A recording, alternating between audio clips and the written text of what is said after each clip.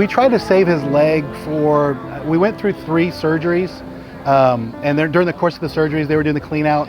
It was after the 3rd surgery that the doctors pretty much told us that the only option would be complete immobility or amputation. So it was after that 3rd surgery. So it was about 3 weeks or two and a half weeks that we tried to, decide if we're going to save the leg or not.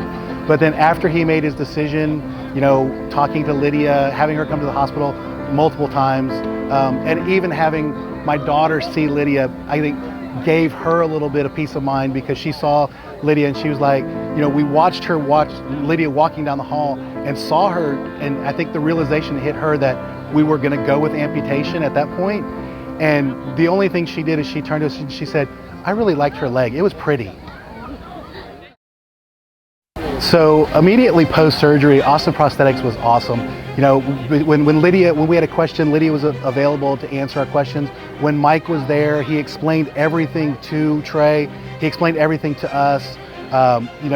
When Dr. Latore was there, our doctor, Mike was there explaining what we were going to do, what the next steps were, how we were going to go forward with, getting the flow detector on. And then because of how strong Trey was, Mike talked to Dr. Latore immediately about having the IPOP, the immediate prosthetic. So that was something that I think it was maybe 7 days post-op, or 7 days after we got to the rehab hospital, that Trey was actually able to get up and start walking on the IPOP, assisted with a walker. But it was amazing to see how quickly he was able to get back. And then it seemed like every day or every other day, Mike was there or Lydia was there, explaining something to us or telling us what the next steps were.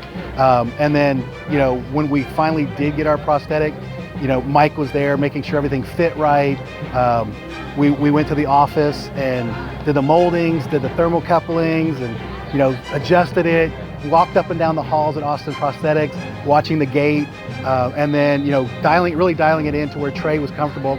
And then there were some scares too when Trey decided, being a 16-year-old boy, that he was going to go home and test how strong the check socket was. And we posted an Instagram picture of him leg pressing 700 pounds, and I immediately got a text from Lydia saying, tell him to stop, Mike is freaking out, he thinks he's going to break it. So, but all along the way, Austin Prosthetics has been great.